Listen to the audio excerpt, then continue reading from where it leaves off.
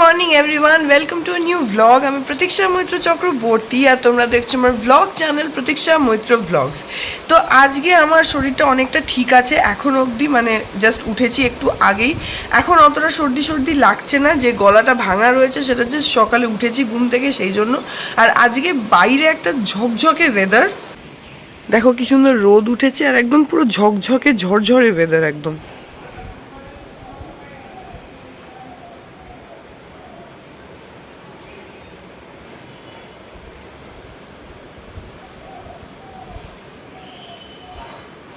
বাইরে এরকম ওয়েদার থাকলে দেখবে অটোমেটিক্যালি নিজের কত ভালো লাগে। আমার তো এরকম লাগে, বাইরে যদি খুব মেঘলা থাকে বৃষ্টি হয় তখন নিজেরও কেমন একটা ডিপ্রেসড একটা ফিল হয়। আর বাইরে এরকম যদি রোদ ঝলমলে একটা দিন থাকে তাহলে অটোমেটিক্যালি যেন মুডটা আপলিফ্ট হয়ে যায়, তাই না? তো যাই হোক, এখন আমি বিছানাগুলো তুলে নিই আর তারপরে কফিটা খাবো আর তারপরে কি করছি দেখতে থাকো। আর হোপ যে ব্লগটা ভালো লাগবে, দেখতে থাকো, সঙ্গে থাকো।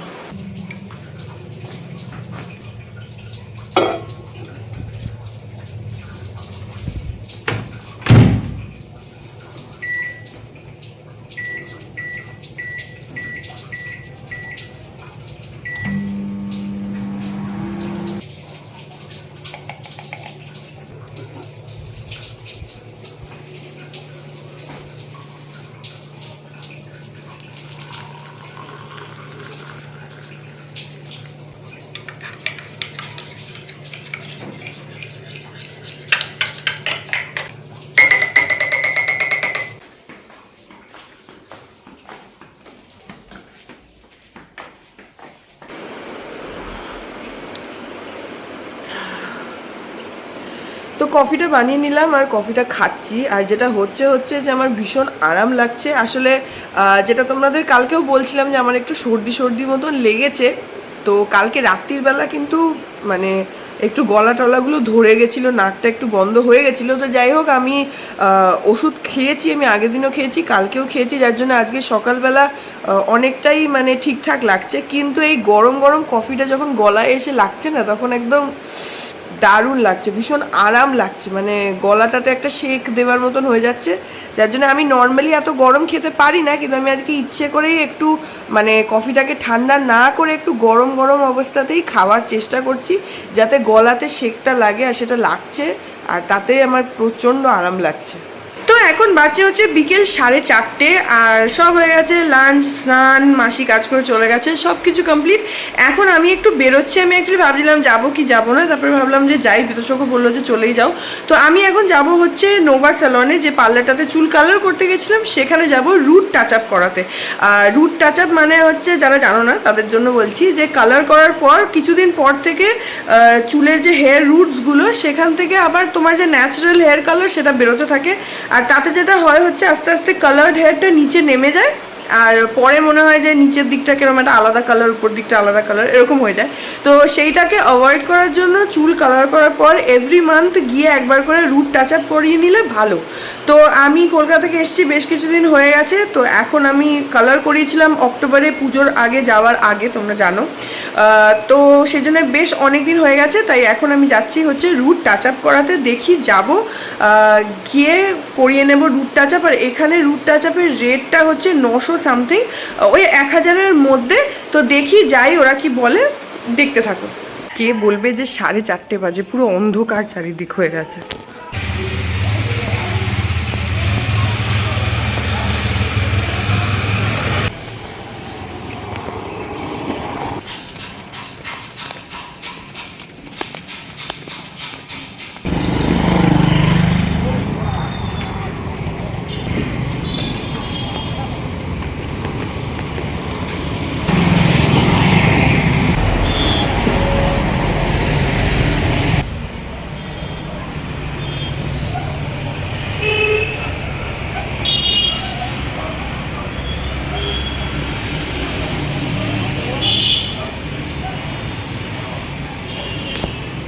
তো আমাকে বললো 10 মিনিট এখন বসতে, ওদের এখানে করছে, কারোর করছে, তার হলে তারপরে আমাকে করবে। 10 মিনিট ওয়েট করতে বললো। আর এখানে নোভার পাশেই একটা লরিয়াল খুলেছে, ওটা নেক্সট টাইম এসে যাব। এখন যেহেতু আমি অলরেডি নোভা থেকেই হেয়ার কালার করিয়েছিলাম, তো সেই জন্য আমি ভাবলাম যে এখান থেকেই রুট টাচ আপটা করা ভালো। দেখি নেক্সট টাইম একটা স্পাটা করাবো লরিয়াল থেকে।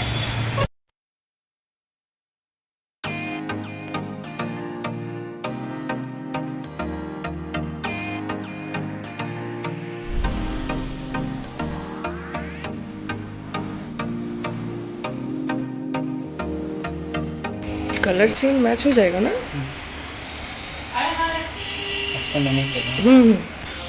दुर्गा पूजा से पहले आए थे।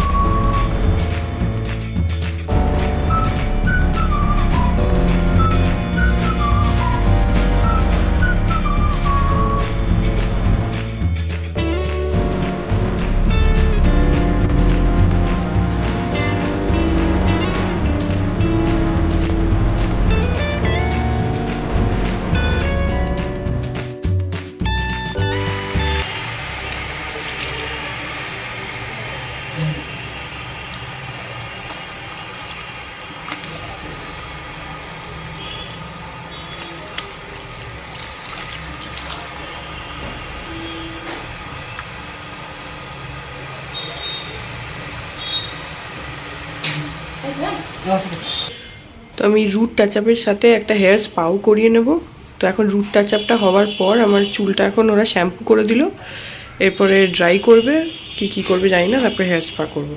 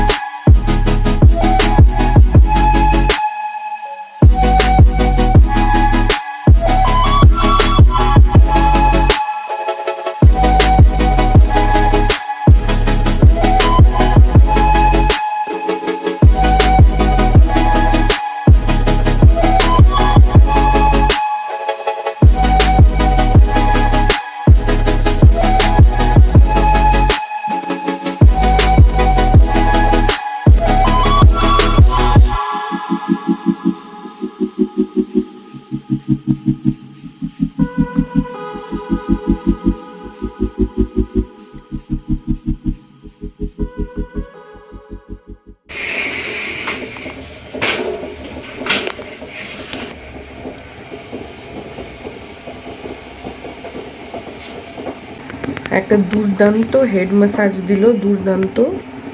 আর এখন এইভাবে স্টিমটা নেওয়া হবে। হেড ম্যাসাজটা এত ভালো ছিল যে আমার পুরো ঘুম পেয়ে যাচ্ছিল।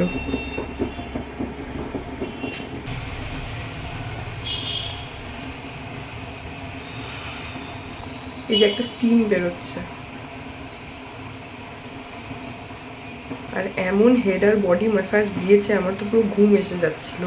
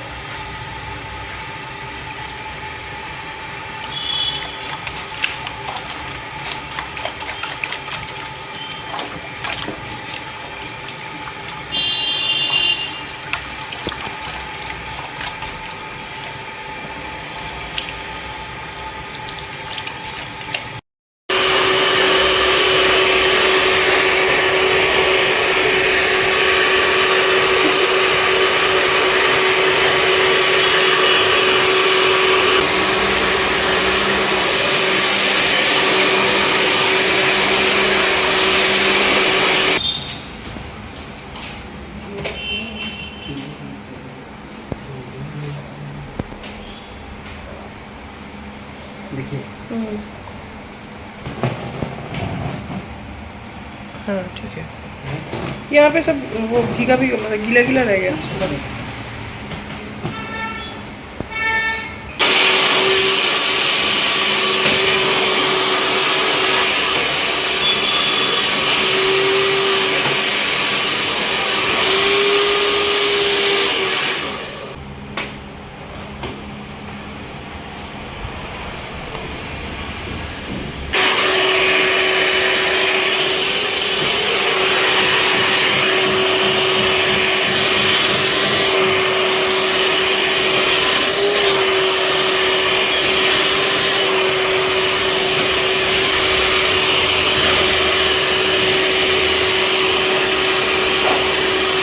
আমার পার্লারের কাজটা হয়ে গেল আর এখন আমি বাড়ি যাব। আর হেয়ার স্পাটা করালাম, কারণ অনেক দিন হেয়ার স্পা করানো হয় না, তো আমি ভাবলাম রুট টাচ আপ করিয়ে একটু হেয়ার স্পাও করিয়ে নিই। হেয়ার স্পা করালে বেশ চুলটা ভালো লাগে, তো সেই জন্য করিয়ে নিলাম। এখন বাড়ি যাচ্ছি। তো স্যালন থেকে চলে আসলাম আর পুরো চুলটা একদম শাইনি শাইনি হয়ে গেছে, কারণ যেটা বললাম রুট টাচ আপ করালাম, স্পা করালাম। আর স্পা করালে না চুলটা খুব সফট হয়ে যায়, উইচ আই রিয়েলি লাইক। তো যাই হোক, এখন আমি বাড়ি চলে আসলাম আর এখন আমি আবার একটুখানি ভিডিও এডিট করব।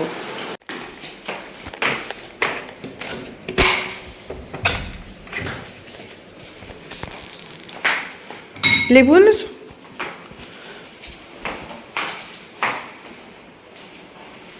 বাইরে কি একটু ঠান্ডা ঠান্ডা আছে মনে হলো।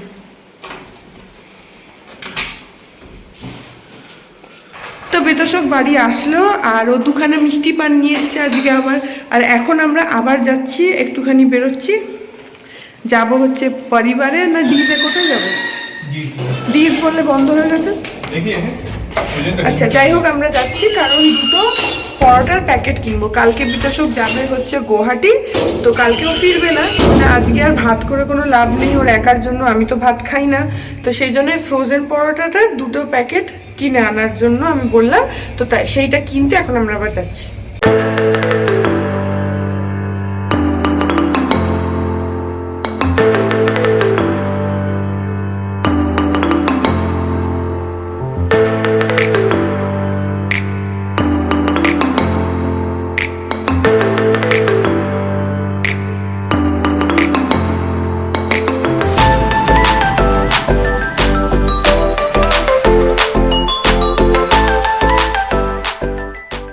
তো আমরা পরোটা কিনে একটুখানি ঘুরু ঘুরু করে বাড়ি চলে আসলাম আর এখন বিতোষক ডাল রান্না করছে আর ভাতও করবে বলছিল, কিন্তু সেটা অ্যাভয়েড করার জন্যই পরোটাটা কেনা হলো। আর ও আজকেও আবার দুটো মিষ্টি পান কিনে নিয়ে এসছে, যেটা সেদিনকে খেয়েছিলাম ওই মিষ্টি পান, ওটা আমাদের এত ভালো লেগেছে যে আমরা একদম ফ্যান হয়ে গেছি, ফ্যান। এই যে রাত্রিবেলা খাবার পর খাবো।